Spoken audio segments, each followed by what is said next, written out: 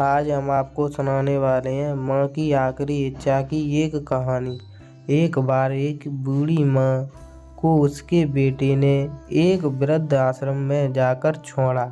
इस माँ का ये वही इकलौता बेटा था जिसके लिए इस माँ ने जीवन भर संघर्ष किया। इस बेटे के लिए वो सब कुछ किया जो एक माँ को करना चाहिए या माँ कर सकती है, और आज भी अपने बेटे को किसी भी तरह की परेशानी न हो इसलिए आश्रम में रहने के लिए भी तैयार हो गई। वृद्ध आश्रम में रह रही माँ हमेशा अपने बेटे को याद करती, मगर बेटा केवल साल में एक बार उसको मिलने जाता या फिर फोन पर बात कर लेता। कई साल बीत गए। वृद्ध आश्रम से बेटे को एक दिन फोन आया। उन्होंने कहा, बेटा जल्दी से आश्रम आके अपनी माँ से मिल लो, वो बहुत सीरियस है।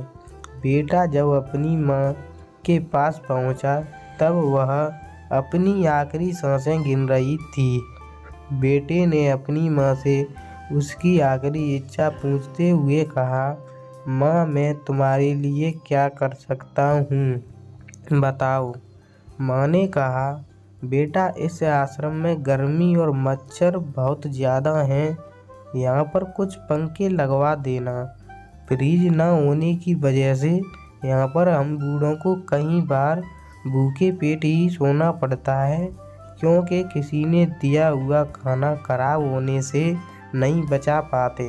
इसलिए आश्रम के लिए एक दो फ्रिज भी खरीद दे।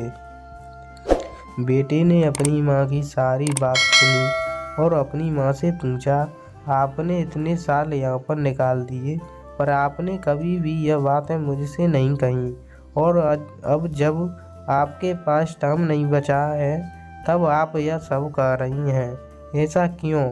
माँ ने बेटे को जवाब देते हुए कहा, बेटा मैंने गर्मी, भूख और पीड़ा सहन कर ली, लेकिन मुझे पता है जब तेरे बच्चे तुझे यहाँ पर छोड़कर जाएंगे तब तू यह समझ नहीं कर पाएगा।